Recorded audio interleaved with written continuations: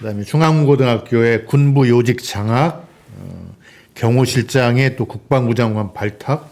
이거 뭐 오공스러운 얘기들인데 어쨌든 하나씩 좀 풀어보겠습니다. 오늘 그 22대 총선에서 가장 파란만한 당선자 부승찬 의원 모셨습니다. 우리 박 시장 뭐 잘 아시나요? 인사 좀 우선 좀 나누시고. 저 지원 유세도 그래요? 나오셨고요. 예, 아니, 그래서 많이 도와주셨습니다. 부승찬 의원을 모르면은 왜 그러십니까, 그게 원장님? 아닙니다. 왜냐하면 윤석열 대통령 간담을 서늘하게. 예. 김건희 여사는 아마 심장을 멈출 정도. 그 책 쓰고 뭐 이러면서. 그 문제를 제기해가지고 호되게 당했죠. 800 몇 표 차이로 이긴 데는 우리 박지원 실장이 모아준 표도 있네요. 제가 가보니까 이기겠더라고요. 그래서 아닙니다. 그 또 정치라고 하는 게 선거라는 게 항상 인지도가 굉장히 중요하거든요. 이름이 알려져요. 그렇죠. 부승찬. 예. 이름도 금방 외울 수 있잖아. 박지원. 요거 좀 드시죠. 그 오늘 네. 그 왔다 갔다 하시라고 식사도 못 아니요, 하셨을 아니요. 것 같아요. 이건- 예. 그래서 이건 또 어디 거예요? 해남 거? 이건 해남 거 아니고 오늘 안 와서 지금 저 신혜선 본부장이 좀 사왔습니다. 맛이 없네. 해남 게 진짜 맛있어요. 아니 김 드시면서 또 너무 맛있었습니다. 김. 그래서 그 선거 과정에서 겪은 고생, 특히 뭐 책 관련해서 그 네. 얘기 좀 한번 해주시죠. 책에 이제 천공이 대통령실 이전에 개입했다라는 거를 밝혔죠. 그거는 뭐 육군 참모총장이 얘기를 저한테 했고, 그 다음에 그 참모총장 지휘라인을 통해서 팩트 체크를 한 사안이라 그냥 일기에 썼던 내용입니다. 일기에 썼던 내용인데 김종대 의원이 이제 모 방송에 나가서 그거를 얘기를 했죠. 예, 얘기하니까 김종대 의원은 그냥 네가 얘기했다고 안 할 테니. 근데 이제 고발당하고 이러다 보니까 출처가 있어야 하잖아요. 안 그러면 이제 소설인데. 그래서 이제 그거를 이제 책으로 빨리 내자 해서. 책은 좀 많이 팔렸습니까? 이제 변호사비가 더 나왔습니다. 인쇄보다. 좀 팔리긴 했는데. 예, 예. 지금 끝난 건 아니죠? 지금 끝난 거는 아직 하나도 없습니다. 지금 공무상 비밀 누설 혐의, 예. 군사 기밀 누설 혐의, 그 다음에 지금 현 경호처장, 아니죠, 국방부 장관 후보자에 대한 명예훼손 이런 것들이 걸려 있긴 한데 아직 안 끝났습니다. 천공이 관계됐다는 거는 국가 기밀이다 이거죠? 근데 좀 지금은 좀 말할 수 있어야 되지 않나 하는 예, 생각에 예, 좀 안타까움이 많습니다. 그 문정인 교수님 제자시더라고요. 네. 대학원에서. 석사 때부터니까요. 2002년은 2005년부터 된 것 같습니다. 훌륭한 지도 교수를 두셨기 때문에 훌륭한 제자 네. 부승찬 의원이 탄생한 거예요. 그런데 지금 재판 아직 안 끝났다. 저는요 노무현, 알고 있습니다. 예. 이명박, 박근혜까지 예. 15년간을 검찰로 쫓아다니고 재판을 받았어요. 예. 지금도 진행 중이죠. 지금도 또 운명이 그런 것 같아요. 그래서 저한테 물으면은 뭐 하고 지냈냐고 그러면 요즘 재판 받는 재미, 검찰 출입하는 재미로 산다. 제가 국회의원이 돼가지고 국정감사를 옛날에는 법원으로 가고 검찰로 가고 이제 다 간다고. 저는 운동을 좋아해서 점심시간이 2시간이니까 꼭 빨리 점심 먹고 거기서 운동을 하는데 법원하고 검찰 가면은 절대 안 나가. 딱 방에서 자는 거야. 왜 그러냐 하면은 사람들이 보고 저 사람 또 잡혀왔구나. 저 사람 또 재판받으러 왔구나. 이럴 것 같아서 안 했는데 걱정할 것도 없어요. 네. 세월이 다 해결해 줍니다. 걱정 안 합니다. 그렇죠. 그런데 단 변호사비가 문제야. 그런데 책 팔아서 예, 예. 잘 된다 하면 시청자 여러분 좋아요 구독도 누르지만은 부승찬 의원 부의원님 직접 사주세요. 책. 예. 권력과 안보입니다. 권력과 안보. 제가 하나 좀 다시 나중에 보여드리겠습니다. 아니 근데 조국 대표가 지난번에 여기 나와서 그랬잖아요. 박 시장님은 만주 변호사 자격증이 있다. 만주 6대 검찰총장 출신입니다. 지금 만주국을 가보면은 예. 검찰총장실에 가보세요. 내가 6번째 사진을 보내있어요. 예. 그런데 우리 부승찬 의원께서 당시 김종배 의원, 제가 김종배 의원을 김종대. 김종대. 예. 김종대 의원을 굉장히 좋아하는 게 우리 민주당에서 예. 김종대 의원하고 용해인 의원을 예. 영입해가지고 하자 했는데 안 됐어요. 요즘 보면은 참 그래도 씩씩하신 분인데 그때 천공 스승을 그 경찰 참모총장이 수염을 길었으니까 네. 착각을 하신 것 같아. 나중에 보면은 백재건 백재건. 교수란 말이에요. 네. 그분하고 저하고 잘합니다. 네. 그런데 제가 만났을 때는 수염을 안 길렀어요. 나중에 사진 공개된 거 보니까는 딱 천공 스승처럼 똑같이 수염을 길러서 또 누구나 잘 모르기 때문에 천공 스승이 더 유명하기 때문에 그런 것 아닌가 나는 그렇게 생각했는데 백재건 교수도 아주 풍수지리 네. 관상의 도사입니다. 그래서 맨 처음 검찰총장 때 윤석열 총장이 대통령이 네. 된다. 네. 왜 되냐? 제가 만나서 물어봤어요. 그랬더니 김건희 여사가 공작상으로 네. 아무리 불도자로 파버린 성형수술을 했어도 귀티가 나와 있더라는 거예요. 공작상이다. 공작상. 그래서 대통령이 된다라고 말씀하시면서 사실 아니 내가 되겠냐? 뭐 줄리가 어떻게 되냐? 어쩌고 했더니 아니다. 줄리하고 결혼해서 윤석열 총장이 풀리기 시작했다. 그러더라고요. 그래서 우리 참모총장께서 그렇게 착각할 수 있는 것은 당연하다. 저는 그렇게 봐요. 근데 이제 그게요. 뭐냐면 제가 이제 이 확인까지 했거든요. 자, 천공은 수염도 길고 예. 하얀 도포를 입고 다니고 예. 그리고 백재건하고는 이 외모부터가 다른데 항상 하얀색 옷을 입고 다니잖아요.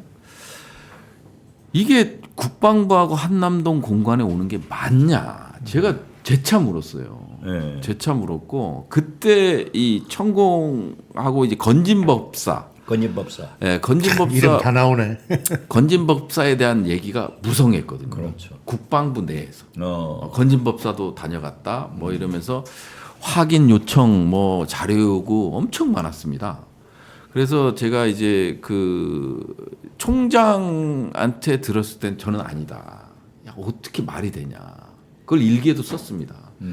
아니 총장님 이게 말이 됩니까? 천공이 다녀간 게 그 외모에 한 번 오면 다 걸릴 텐데. 그런 중요한 결정을 하는 데 있어서 예. 그래서 이제 얘기를 했더니 이제 뭐 나중에는 차를 타고 왔다, 아니, 카니발을 타고 왔다. 그 다음에 차에서 내리지 않았다. 예. 뭐 이런 얘기들이 이제 얘기들을 다시 해주는 거죠. 그래서 제가 이제 군생활을 그래도 15년을 했기 때문에 총장한테 각 군의 수장한테 보고가 올라가기 위해서 팩트 체크가 여러 번 이루어지거든.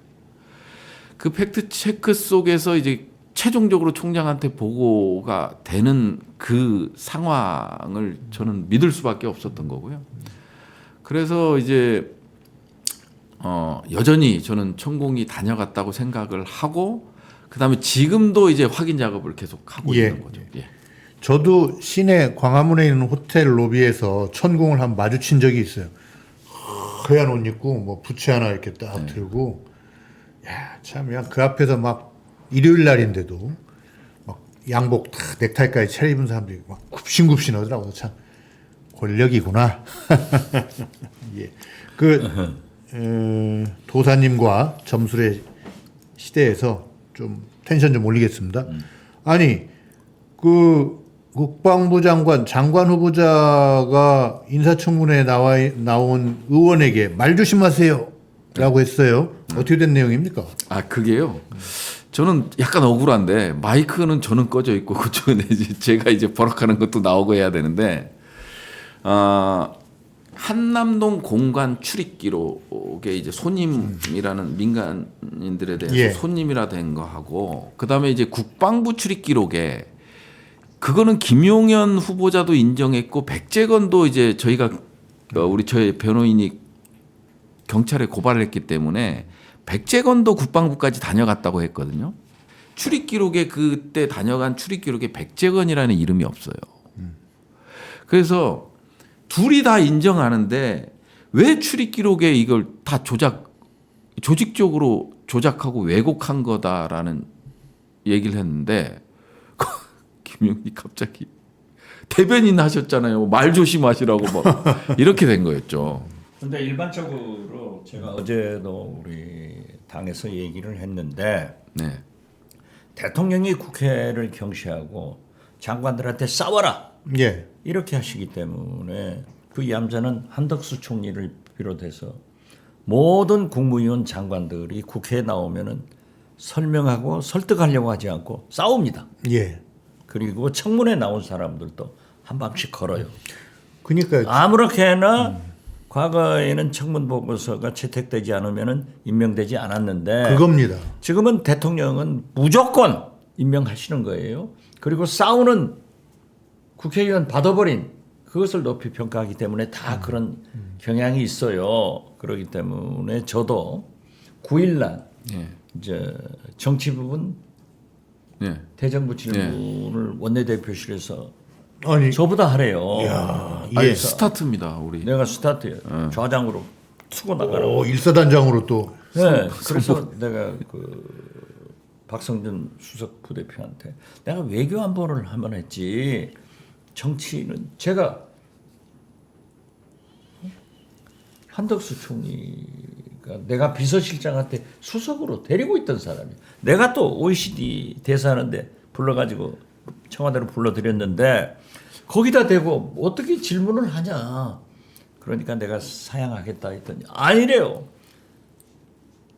이 정부에 대해서 여기서 치고 나가야 좌장으로 그냥 뭐 그래서 이제 받아왔는데 그래서 이 우리 대정부 질문하는 사람들도 제가 그 회의를 하면서 그랬어요. 절대 장관들한테 말려들지 마라. 판 깔아주면은 저 사람들이 계속 공격을 하니까 우리가 선방으로 때려라. 그렇게 했어요. 예. 이스라엘 하마스 전쟁처럼 먼저 쳐버리는 놈이 이기잖아. 실장님, 예. 일사단장으로서 혁혁한 전과를 거두시기를 바라며 아니 그러니까 오늘 모처럼 김용현 장관도 그런 거다. 예. 아니, 저는 말 조심하세요지만 예. 우리 김민석 의원은 더 심한 얘기를 들었어요. 예. 아시죠? 그러니까 당신은 그러니까 대통령이 안 되는 거라고. 그 사람이 얘기까지 그 제가 어제 그 군에 있는 어떤 군 관계자 어떤 사람 봤더니 김용현 장관 후보자가 그 청와대 경호하고 아주 밀접한 경력들을 4개나 갖고 있더라고요. 네. 아시죠? 네. 그 중대장 때 대위 때 청와대 경비단에 있었고 대대장 때 청와대 55대 대장을 했고 연대장 때는 또 제1경비단장 우리 그 경비단장했고 삼성장군 할 때는 수방사령관으로서 청와대 경호를 담당했고 그런 사람이 이제 윤석열 대통령이 대통령실 옮기고 싶다. 그러니까 다 반대하는데 그건 성향을 떠나서 청와대 경호를 너무 잘하기 때문에 문제없다고 끌고 나간 거죠. 그 공으로 이제 자리를 잡은 거죠. 뭐 이제 충안고 때부터 이제 그 뭐지? 그 고등학교 1년 선배. 1년 선배 말고 서클을 같이 했잖아요. 예, 예. 네, 서클을 같이 했고 그때부터 알던 사이였고요. 그리고 원래는 이제 민주당의 안보 포럼에 있었죠. 민주당 안보 포럼에 있었고 안보 포럼에 있다가 윤석열 캠프에서 요청이 와서 그쪽으로 이제 안보 포럼에 있던 장성들하고 같이 넘어간 겁니다. 예, 예. 예. 그 충암고 장성 카르텔 부분을 그동안 쭉 말씀해 주셨는데 실태가 어떻고 어떤 문제가 있습니까? 충암고 출신의 장군들은 많지 않아요. 그리고 전체적으로 봤을 때 충암고 저희가 이제 충암고 출신의 이제 군인들을 뽑아봤는데 많지가 않더라고요. 많지는 않은데 문제는 그 많지 않은 인원 중에 핵심 보직을 다 차지하고 있다라는 건데 이제 계엄령은 김용현 후보자도 그 얘기를 했어요. 저는 전적으로 동의합니다. 계엄은 일어날 수가 없어요. 일어날 수가 없는데 2017년 계엄 문건의 핵심 포스트들이 있잖아요. 그 자리에 충암고 출신들이 다 앉았어요. 현재. 네. 그냥 시작부터 예. 계엄령 건의부터 선포 건의부터 충암고 아닙니까? 이상민 행안부 장관하고 그다음에 이제 김용현 국방부 장관이 이제 건의부터 시작을 해서 또 충암고 출신 대통령이 결재하고. 네, 그다음에 이제 방첩사령관이 합동수사본부장을 하잖아요. 그리고 예. 경찰과 국정원을 밑에 두잖아요. 지휘 통제할 수 있는 계엄 당시에 이런 것들이 있고 제일 중요한 거는 777 사령관인데 777 사령관은 뭐 저보다 더 잘 아시겠지만 원장님께서 몇 번 얘기하셨죠. 예, 도감청 업무가 이제 주된 업무죠. 특수정보가 주된 업무인데 그게 이제 지금은 북한을 향해서 그리고 이제 주변국을 향해서 하고 있지만 그게 이제 국내로 전환되면은 군의 이동이라든지 군에 대한 통신에 대한 도감청이 다 이루어지고 민간인에 대한 도감청이 이루어지기 때문에 상당히 중요한 자리예요. 그러니까 777 부대장이 도감청을 통해서 정보와 동향을 장악하고 있고 거기도 충암이고 예. 그다음에 영화 서울의 봄에서 그 전두환이었던 합수본부장 예. 내지는 보안사령관 같은 자리가 현재 방첩사령관인데 여기도 충암고고. 네. 제가 김용현 경호처장이 국방장관으로 지명돼 있길래 예. 제 조카가 윤석열 대통령 충암고등학교 1년 선배고 김용현 국방장관 동참. 후보자하고 동기예요. 제가 이게 충암교 라인이다. 군도 장악하려고 한다. 내가 딱 그때 무슨 5.16 군사구태타 하려고 하냐 이걸 내가 했거든요. 그랬더니 대통령실에서 아팠나 봐. 국방부에서 발표한 게 400명의 장성 중 4명밖에 충암고 출신 장군이 없다. 그런데 지금 우리 부승찬 의원이 지적한 대로 다 딱 핵심에 들어있는 거예요. 그리고 여기에서 제가 우리 부승찬 의원이 777 사령부 37 사령부를 말씀하셨으니까 조금 오해를 안 했으면 좋겠어요. 37 사령부는 북한의 네. 모든 신호 정보를 장악하고 있습니다. 그러니까 암호나 전화나 별걸 다 딱 가지고 있어요. 가지고 있는데 여기는 미군과 합동근무를 하고 있고 우리 국정원에서도 나가 있고 그러기 때문에 이 남한 우리 한국에는 일치하지 않아요. 그러나 만약 지금 부승찬 의원께서 지적하신 대로 그게 남한을 하게 되면은 완전하게 할 수 있어요. 그런 위험성이 있는 것은 사실이지만은 37 사령부는 북한을 책임지고 있다. 그렇기 때문에 우리 국민들은 최소한도 대북 문제만은 국정원이나 합참을 믿어줘도 좋다. 절대 37 사령부가 우리 남한 대한민국의 도청으로 만약 온다고 하면은 그것은 엄청난 혁명적 상황이기 때문에 국민이 용서해서는 안 된다. 이런 경고를 보냅니다.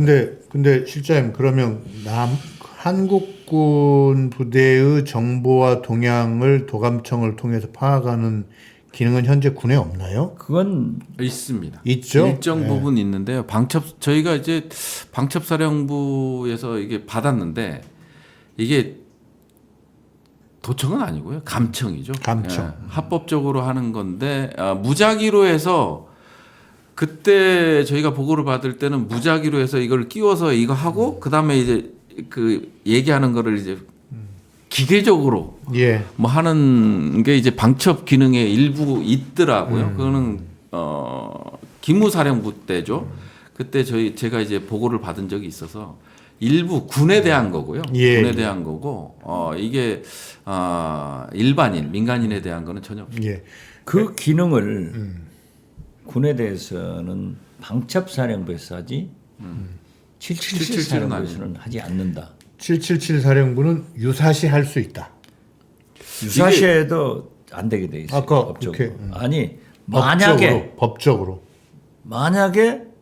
어떤 사령관이 그렇게 한다 하면은 이건 혁명적 상황이다. 예. 절대 국민이 용서하지 않을 일인데 지금 부승찬 의원께서 말씀하시는 군내 감청은 방첩사령부 예. 옛날 기무사 보안사에서 한다. 네, 맞습니다. 근데 대통령이 이렇게 주요 포스트에 충암이 가 있는 심리는 어떻게 봐야 될까요? 임명하는 심리는 불안한가요? 심리적으로 지금 윤석열 대통령은 굉장히 불안한 거예요. 그렇기 때문에 20년 부하였던 한동훈을 당신이 비대위원장 시켰잖아요. 아무 경험 없는 사람 법무장관에서 딱 보내가지고 이게 실패했는데 한동훈을 반대했지만은 한동훈이 민심 국민의 편에 서서 63, 4%의 압도적 지지로 대표가 됐단 말이에요. 불안한 거죠. 믿을 수가 없는 거예요. 그래서 그런 얘기를 하더라고요. 정치부 기자들 얘기가. 윤석열 대통령 김건희 여사가 대한민국에서 가장 미워하는 사람은 이재명이 아니래요. 한동훈이다. 이게. 배신자, 배반자. 그렇기 때문에 지금 현재 총체적 불안 상태에서 위기 상황에서 그래도 믿을 것은 충암고등학교 선후배밖에 없다. 충암고 그다음에 검찰에서 같이 일했던 사람들. 결국 검찰에서 같이 일했던 한동훈이 지금 배신 때리니까 엄청나게 미워하는데 이거 무슨 자는 나 걱정해서 어제 2시까지 못 잤어요. 한동훈이 곧 낙마할 것 같아. 저도 저 불안해. 네, 낙마하면 안 돼요. 맞습니다. 조금 더 가야지. 예, 저기 댓글에 보니까 충암고 욕보이는 윤석열 라인. 진짜 충암고 무슨 죄예요? 사실 그렇죠. 그냥 충암 나왔다는 충암 동문들도 많은데 거기 제 총동창 회장도 그저 언론인 출신 제가 잘 아는 사람인데 아무 관계 없이 충암 나왔다는 걸로 지금 도매금으로 넘어가는 건 아니지만 어쨌든 군에는 충암고가 핵심 요직에 자리를 그렇죠. 잡고 있는 그리고 거죠. 이번에 또 이게 안보실장하고 이제 국방부 장관을 인사를 잘 보셔야 될 게 10월에 군 장성 인사가 있지 않습니까? 그렇죠. 근데 그걸 내가 워닝한 거예요. 장성 인사가 있는데 사실은 신원식 장관 입장에서는 의문의 일패를 당한 거고 그런 전례가 거의 없어요. 그러니까 정권 교체기에는 가능하지만 정권 교체기가 아니면 9개월 정도 된 장관을 군장성 인사 앞두고 빼는 거는 말이 안 되는 거거든요. 그러니까 신원식 국방장관이 안보실장으로 갔지만은 굉장히 화나 있을 거예요.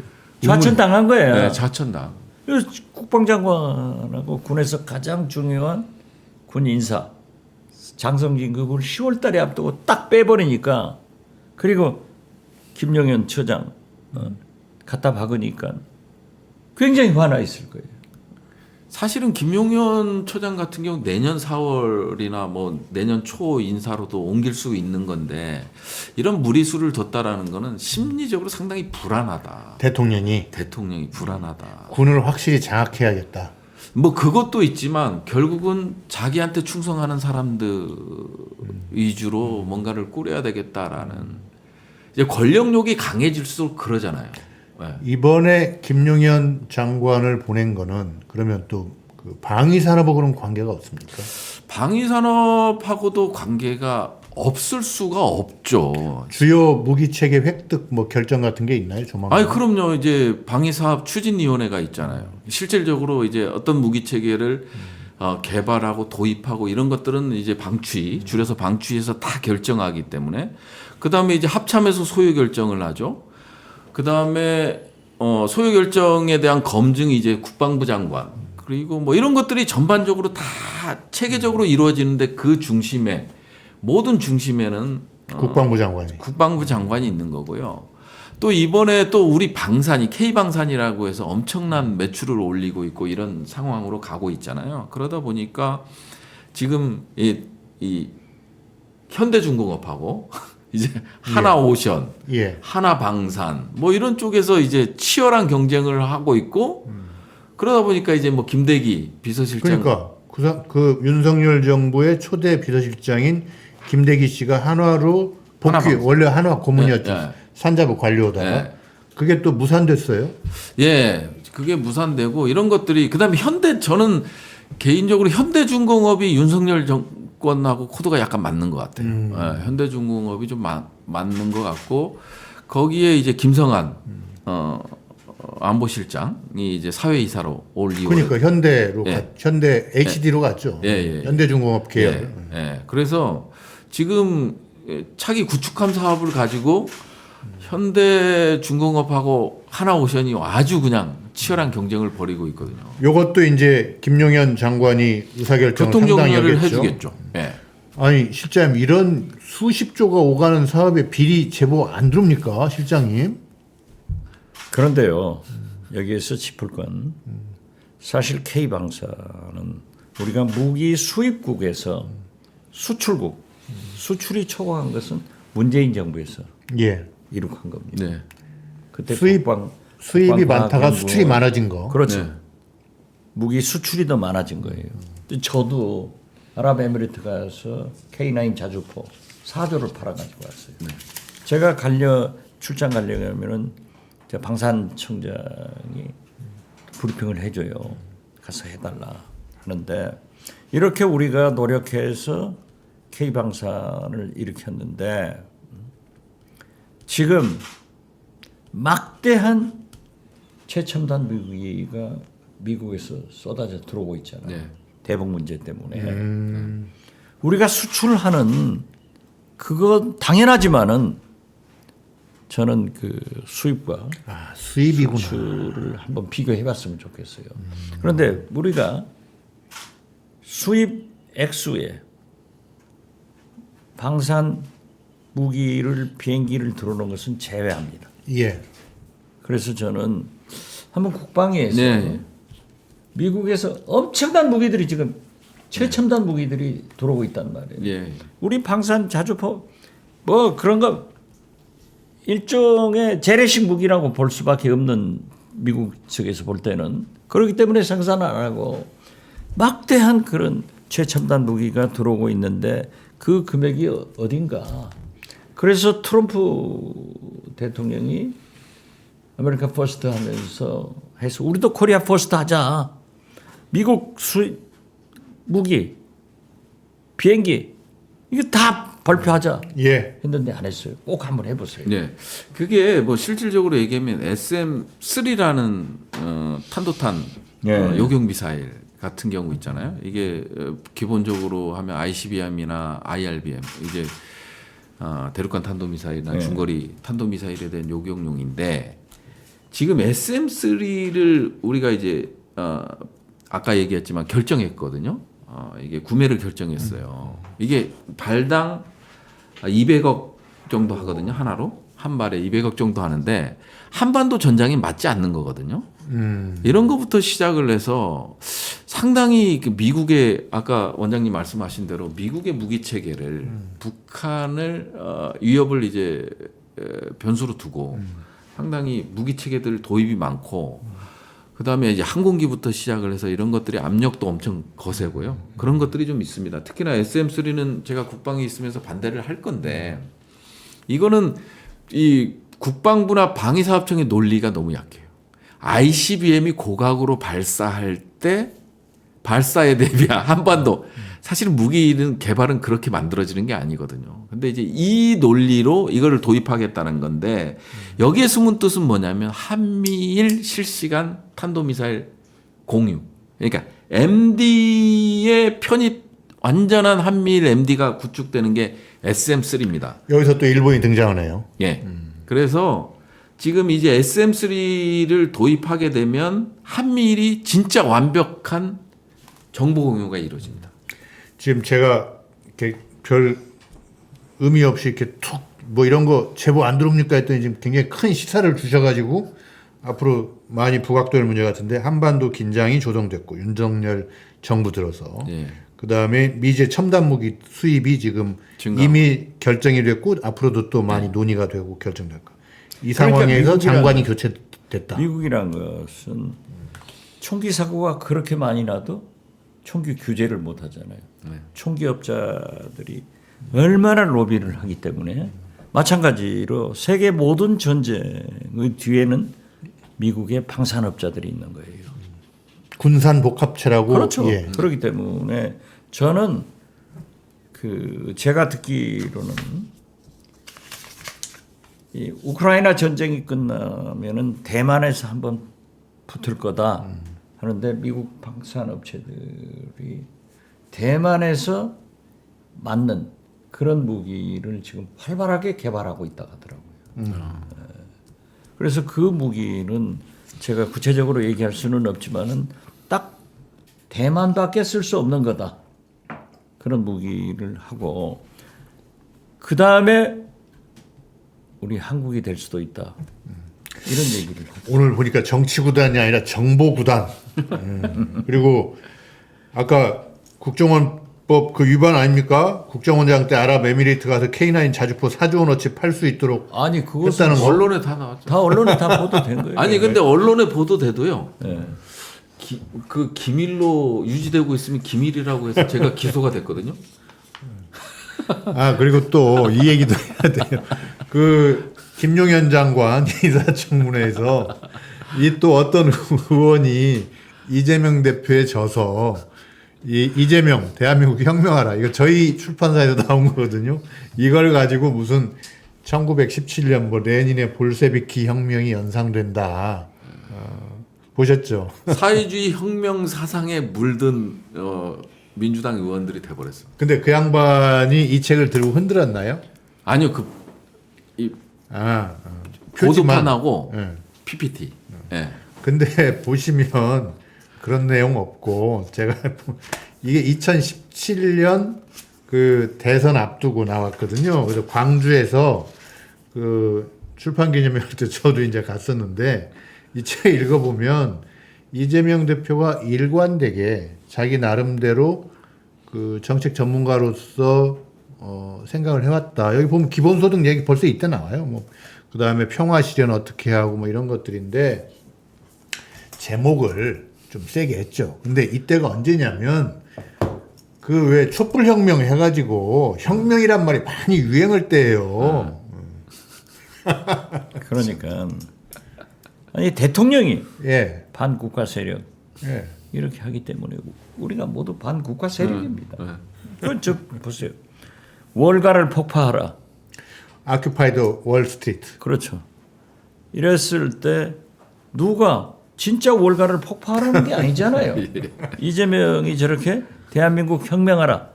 완전히 바꾸자. 잘하자. 이런 얘기인데 저 갖다 붙이면 돼요. 그래서 그런 것 가지고는 눈도 끔찍 안 한다. 아니 그래서 저 책 때문에 예. 결국은 이제 정해가 된 거죠. 파행이 되고 파행이 파행이 돼서 뭐 이제 우리 민주당 의원들이 또라이 저거 또라이 이제 막 이러면서 그냥 파행이 돼버렸죠. 실장님, 제가 최근에 그 지금 끝내야 되니까 그 좋은 말을 찾아냈습니다. 실장님 앞으로 좀 많이 써주셔야 돼 이 말. 특수부 검사의 대표라고 할 수 있는 안대희. 예. 안대희 씨가 2011년인가 한 말이 있어요. 검찰은 살아있는 권력의 문지방을 넘어야 한다. 그게 진짜 검사다. 죽은 권력이 아니라 살아있는 권력. 아니 그런데 검찰 출신들은 말은 공부를 잘해가지고 그럴듯하게 해요. 그런데 실행은 딱 말한 반대로 하니까 그런 분들 얘기하지 마세요. 예. 어쨌든 살아있는 권력 수사를 해야 된다고 좀 검사들에게. 문재인 대통령을 향해서 윤석열 대통령이 사람에 충성하지 않는다. 이게 얼마나 맞는 말이에요. 그런데 사람에 보복하잖아요. 또 그 얘기도 있죠. 뭐 검사가 깡패냐, 그 기소권 남용하는 게. 그런 수사하면 깡패지 그것이 검사냐 하지만은 그거 다 하고 있잖아요, 지금. 어쨌든 살아있는 권력 수사. 이미 문재인 정부에서는 2년 차에서 3년 차로 넘어갈 때부터 살아있는 권력 수사를 했잖아요. 그건 말도 안 되는 게 문재인 대통령은 정치 보복이 아니라 왜냐하면 문재인 대통령이 윤석열 대통령한테 정치 보복한 적 없어요. 예, 벼락 출세시켜줬지. 그렇죠. 서울중앙지검장 경력 안 되는데도 검찰총장 벼락 출세시켜줬는데 결국 윤석열 대통령은 은혜를 원수로 갚고 있거든요. 예. 아니 세상에 뇌물죄가 사위한테 도와주다가 사위가 취직해서 월급 받으니까 안 도와줬는데 그 사위 월급 한 2년 것을 2억 몇천만 원을 합쳐가지고 안 도와줬으니까 뇌물이다. 문재인 대통령 뇌물이 그런 뇌물죄가 어딨냐고 내가 어제 검찰총장 청문회에서 얘기했어요. 그러고 아니 법에도 눈물이 있는 건데 손주 아이패드를 가져가면은 가서 숙제도 못하고 그러고 있는데 또 검찰에서는 아이패드는 아니다. 예. 전주지검 압수수색 목록이 거기 나와 있어요. 올해 1월 달에 나와 있죠. 1월 달 압수수색 목록. 아니 글쎄 그런데 이렇게 말하는 검찰을 어떻게 믿어요? 싸워야 돼요. 예. 그 부의원님 오늘 사실 뭐 좀 여쭤볼 게 많은데 10시부터 또 뭐 국회 회의 있고 하니까 한마디 좀 그 클로징 멘트 좀 해주시고요. 실장님도 한마디 좀 해주십시오. 우선 부의원님부터 오늘 그 국방부 장관 인사청문회로 관련해서. 국방부 장관 인사청문회 관련해서는요. 김용현 후보자가 정말 실세구라는 걸 새삼 느꼈고요. 그리고 이제 김용현 후보자가 한 얘기가 있어요. 예. 왜 이종섭하고 최혜병 사건과 관련돼서 본인은 인지 못했었지만 저는 인지를 했는데 왜 국방부 장관하고 이렇게 7, 8차례 통화를 했냐. 그랬더니 뭐라고 그랬냐면요. 국방부 장관하고는 수시로 통화한다. 자주 통화한다. 저는 경호처장이 국방부 장관하고 자주 통화할 일이 뭐가 있나. 저는 그게 조금. 그래서 그만큼 김용현 처장이 완전히 군을 장악하고 있다라는 걸 많이 느꼈고요. 그래서 이번에 10월 장성 인사에서 획기적으로 인사가 이루어지지 않을 것인가 하는 생각이 좀 들고 있고요. 지금 언론에서도 계엄령과 관련돼서 민주당에 대해서 뭐 똥볼이다, 뭐 근거 없다 이런 얘기를 하지만요. 실질적으로 봤을 때는 2017년 계엄 문건과 유사한 인사 시스템적으로 유사한 인사들이 이루어지고 있고 그 다음에 대북전단이라든지 합참, 군의 책무를 방기하는 것들이 있거든요. 그래서 이제 북한의 도발을 의도적으로 유도하는 이런 모습들이 지금 보이고 있기 때문에 이런 거를 가지고 혹시 북한이 도발하게 된다면 이런 명분을 축적하는 게 아닌가에 대한 민주당에는 그런 우려 그리고 합리적인 의혹에 대한 견제 이게 국회의 역할이다. 이런 말씀을 좀 드리고 싶습니다. 예. 아무튼 김용현 국방장관을 뭐라고 하더라도 소신껏 윤석열 대통령은 임명할 겁니다. 우리 민주당 야권 192명이 눈을 크게 뜨고 바라보고 있기 때문에 서투른 짓 하지 마라. 특히 10월 장성 인사를 잘 보겠다 하는 말씀을 드리면서 지금 이때 왜 하필 이때 윤석열 대통령 자기 개인 돈도 아니고 제가 낸 세금으로 일본의 기시다 총리를 초청해서 2인 파티를 해주는지 진짜 이건 독도 일본 군함 5대가 와서 훈련하면서 건방지게 한국은 훈련하지 마라. 이때 기시다 총리를 부른 그 이유가 혹시 독도를 줘버리지 않을까 하는 그런 우려도 있습니다. 그런데 한 가지 소원은 기시다 총리가 일본으로 가실 때 전용기에 제발 김문수 노동부 장관 좀 싣고 가서 김문수 노동부 장관은 거기서 뉴라이트가 아니라 일본 국민 니혼진으로 행복하게 살아주시길 바랍니다. 그리고 지금 곧 신해선의 식탁이 내일 오전 11시 내일 오전 11시 오늘은 이기주 씨가 출연한다고 MBC 이기주 기자예요. 구독, 좋아요, 알림 설정 해주시기 바랍니다. 제가 할 얘기까지 다 해줘가지고 저는 오늘 그 박지원 그 부의원님은 아무래도 정기국회 중에 한 번 더 나와 주셔야 될 것 같고요. 따로 네. 그 박지원 실장님 얘기를 통해서 새롭게 나타난 두 가지, 하나는 해석, 하나는 팩트인데 지금 윤석열 대통령이 모두 인사청문회에서 임명을 하기 때문에 이 후보자들이 대드는 건 많을 것도 없고 인사청문회의 기본 취지인 검증이 안 되고 있습니다. 이건 국가를 위해서 불행한 일이고요. 두 번째, 한반도 긴장 조성 이후에 미국의 무기 장사가 다시 좀 본격화되는 것 같다. 이거는 국방위원들이 그 타당성을 좀 많이 좀 잘 따져주셔야 될 것 같습니다. 예. 오늘 정말 정치구단 정보구단 또 가만히 계시네. 제가 유리할 때는 침묵합니다. 예, 이것으로 오늘 방송 마치겠습니다. 예, 감사합니다. 구독자 여러분 감사합니다.